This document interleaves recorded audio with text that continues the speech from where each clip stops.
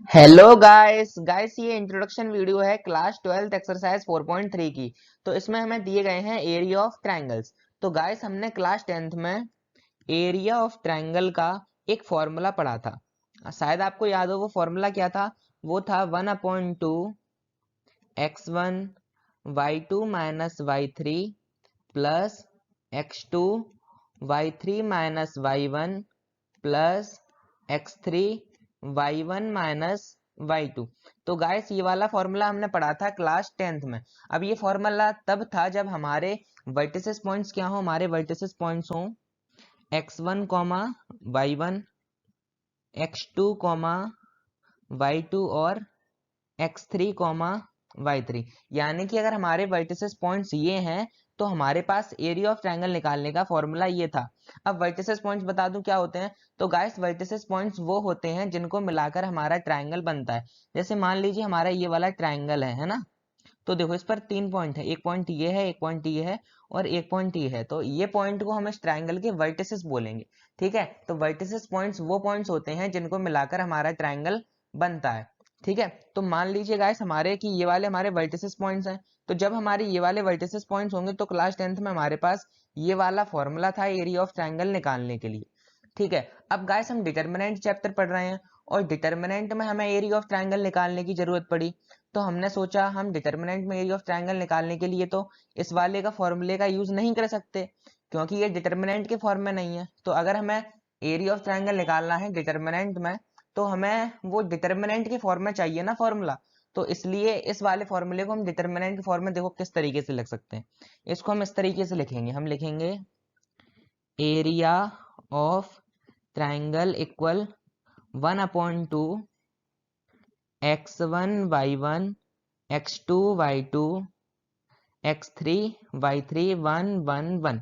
यानी कि गाइस जब हमें डिटर्मिनेंट में एरिया ऑफ ट्रायंगल निकालना हो तो हम इस वाले फॉर्मूले का यूज करेंगे। ठीक है, अब गाइस आपको यहाँ पे ये डाउट आ रहा होगा कि भैया यहाँ पे 1 1 1 क्यों आया। तो गाइस यहाँ पे 1 1 1 अगर नहीं आता तो देखो तो ये हमारा डिटर्मिनेंट ना अलग हो जाता। हमने अभी तक क्या पढ़ा था, हमने ये पढ़ा है कि जो हमारा डिटर्मिनेंट होता है उसमें नंबर ऑफ रो और नंबर ऑफ कॉलम इक्वल होती हैं। अगर हम यहाँ पे देखो 1 1 1 नहीं होता अगर यहाँ पे तो अभी इसमें क्या होता जो अभी देखो अभी इसमें 3 तो रो हैं लेकिन 2 कॉलम है। तो इसका ऑर्डर क्या होता है, इसका ऑर्डर 3/2 का हो जाता। अगर इसका ऑर्डर 3/2 का होता गाइस तो ये तो गलत हो जाता ना। क्योंकि हमने ये पढ़ा है कि हमारे पास जो भी डिटर्मिनेंट होता है उसकी नंबर ऑफ रो और नंबर ऑफ कॉलम इक्वल होती हैं। तो नंबर ऑफ रो और नंबर ऑफ कॉलम को इक्वल करने के लिए हमने यहाँ पे 1 1 और 1 का यूज किया। ठीक है, तो गाइस ये आपको पता चल गया होगा कि ये है हमारा एरिया ऑफ ट्रायंगल निकालने का फॉर्मूला।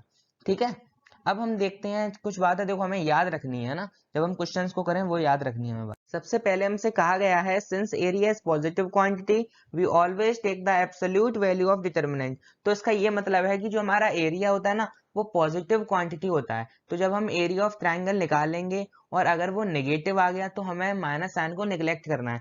तो इसका ये मतलब है कि मान लो हमने एरिया ऑफ ट्रायंगल निकाला और वो आ गया -2 स्क्वायर यूनिट, है ना। तो हम क्या करेंगे, हम इस माइनस को नहीं लिखेंगे। जो हमारा फाइनल आंसर हम लिखेंगे ना उसमें हम इस माइनस को नहीं लिखेंगे क्योंकि जो हमारा एरिया होता है वो पॉजिटिव क्वांटिटी होता है। तो इसलिए हम सिर्फ इतना लिखेंगे 2 स्क्वायर यूनिट। ठीक है, इसके बाद हमसे कहा गया है if area is given use both positive and negative values of the determinant for calculation. इसका मतलब ये है कि कई क्वेश्चंस ऐसे होंगे जिनमें हमें एरिया गिवन होगा, है ना। तो अगर हमें किसी क्वेश्चन में एरिया गिवन है तो जब हम आगे कैलकुलेशन करेंगे ना तो हमें उस एरिया जो गिवन है उसके साथ हमें बोथ पॉजिटिव और नेगेटिव दोनों साइन को लेके चलना पड़ेगा। इस देखो इसका ये मतलब है जैसे हमें एरिया गिवन है, कुछ भी एरिया गिवन है, हमें जैसे 2 स्क्वायर यूनिट एरिया गिवन है ना, 2 स्क्वायर यूनिट हमें एरिया दे दिया गया है और हमें हमसे कहा गया कि आप जो वर्टिसेस पॉइंट हैं उनमें के की वैल्यू आप निकाल के बताओ। ऐसे क्वेश्चन हमारे हैं यूनिट एक्सरसाइज में, हैं ऐसे क्वेश्चन। तो उन्होंने कहा कि के की वैल्यू निकालो। तो हम देखो जब हम कैलकुलेशन में हमें ये तो गिवन होगा तो इसको हम आगे लिखेंगे, आगे लिखेंगे ऐसे टू। तो हम देखो अभी पहले वाले पॉइंट में मैंने क्या बताया था कि जो एरिया हमारा होगा वो नेगेटिव भी आ सकता है और पॉजिटिव भी आ सकता है, लेकिन हमें लिखनी उसकी पॉजिटिव वैल्यू ही होगी क्योंकि ये रही एरिया जो हमारा होता है ना वो नेगेटिव क्वांटिटी नहीं होता, वो पॉजिटिव क्वांटिटी होता है। तो देखो वो तो हमें एरिया दे रहे हैं है ना, वो हमें एरिया पहले से दे रहे हैं। अब हमें तो पता नहीं है कि वो एरिया नेगेटिव में आया था या फिर पॉजिटिव में आया था, क्योंकि अगर नेगेटिव में आएगा तभी भी हम नेगेटिव साइन को निगलेक्ट कर देंगे और पॉजिटिव वैल्यू लिखेंगे, और पॉजिटिव आएगा तब तो पॉजिटिव लिखनी है।